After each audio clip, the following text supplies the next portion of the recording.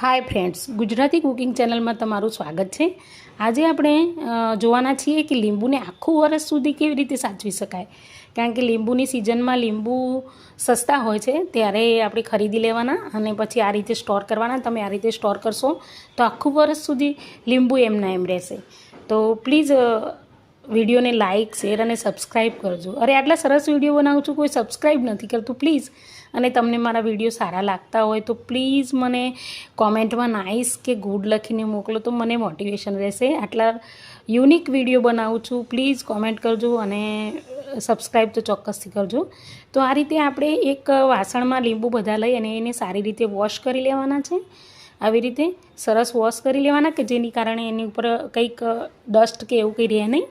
અને પછી આ લીંબુ છે ને એને આપણે એક કોટનના કપડામાં કે અથવા તો કોટનના રૂમાલની અંદર રાખી અને એને એકદમ લૂછી દેવાના છે। એકદમ કમ્પ્લીટ કોરા કરી લેવાના છે કે બિલકુલ એને ભેજવાળું રહે નહીં, બરાબર। અને આ રીતે સરસ મજાના લૂછી દેવાના।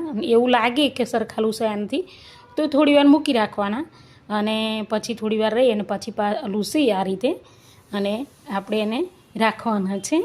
તો આ લીંબુ છે ને આખું વરસ સુધી એમના એમ રહે છે, પણ એના માટે એક ટ્રીક છે, એ ટ્રીક ખાલી ફોલો કરવી પડશે આપણે।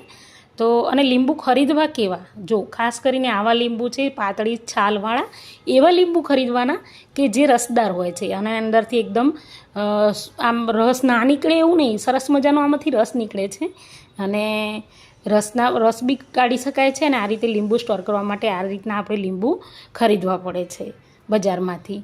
તો આ લીંબુને આપણે શું કરીશું, એક મસ્ત મજાની મેં કાચની બરણી પહેલેથી સાફ કરી તડકામાં તપાડી છે અને આટાવાળી બરણી લેવાની છે। જો હવે આટા છે એને બરણીને કાચની, ખાસ કરીને કાચની બરણી લેવાની।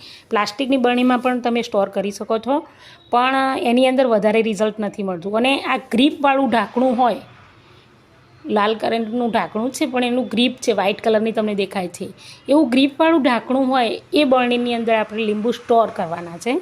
પણ બરણી પણ એટલું ધ્યાન રાખવાનું કે એકદમ સાફ અને અંદર કંઈ પણ પાણીનું ટીપું પણ હોવું ના જોઈએ। પ્લીઝ સબસ્ક્રાઈબ કરવાનું ના ભૂલતા। આટલી સરસ રેસીપી આપું છું, પ્લીઝ કોમેન્ટ કરીને મને બતાવજો કે તમને મારી રેસીપી કેવી લાગે છે। નાઇસ કે ગુડ લખીને મને મોકલજો અને સબસ્ક્રાઈબ કરવાનું ભૂલતા નહીં। તો આપણે પહેલાં શું કરીશું, મોટા મોટા લીંબુ છે ને એ પહેલે નાખી દઈશું કારણ કે આમાં જગ્યા વધારે રોકે છે લીંબુ, અને આ રીતે આપણે એને સ્ટોર કરી લેવાના છે। હવે આ એકદમ સ્ટોર કરી અંદર મૂકી અને પછી આપણે એનું ઢાંકણ વાંકી દઈશું સરસ રીતે ફિટ।